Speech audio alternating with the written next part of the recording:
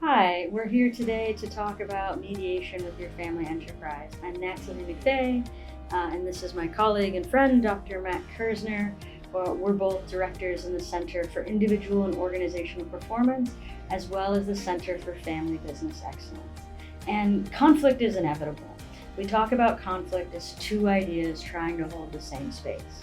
The question becomes, what do we do when conflict arises in our family enterprise? And it arises because our business or our family office or our philanthropy has rules and roles, and so does our family. And sometimes they bump into each other to create a great scenario for some conflict. And we love our families and we'd like to get through that conflict.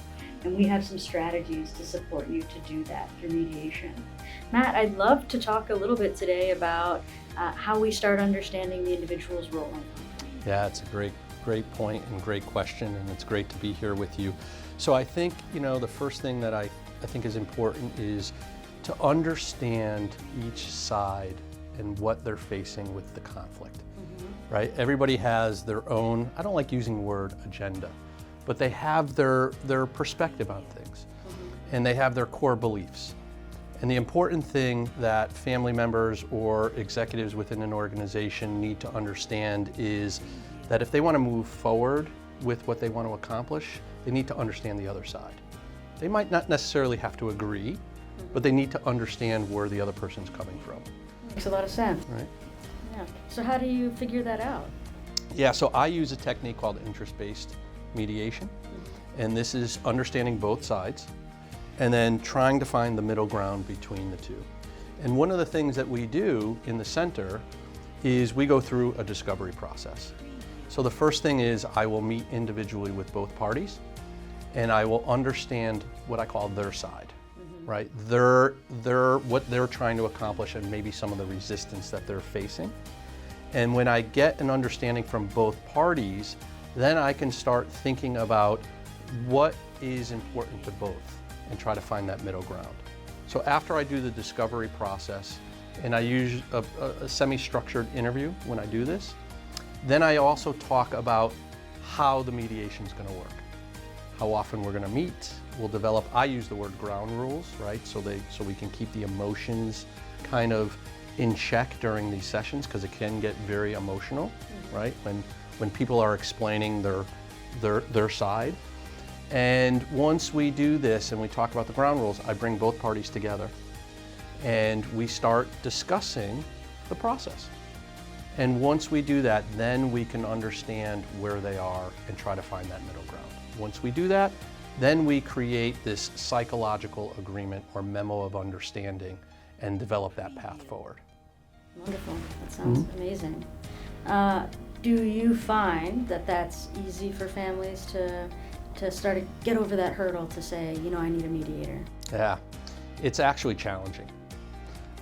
It takes a little time and trust building. So usually during the discovery process, we are brought in to actually, look at the conflict. That's usually the first step. And once we start dialoguing with individuals and we find out where they are, then we can help reduce the resistance. The key thing here is that we allow them to understand the other party's point of view. That could keep the conversation and communication going.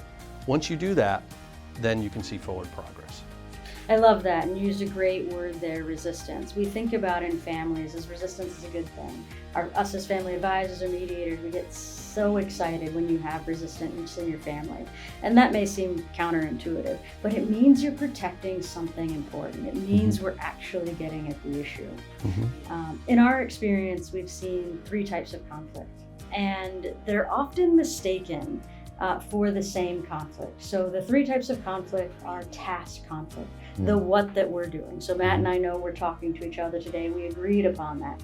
However, if I had just invited Matt in to this room without telling him what we were doing, we might have what's called task conflict, or what we're not clear about. And then there's process conflict, the how we're going to do it.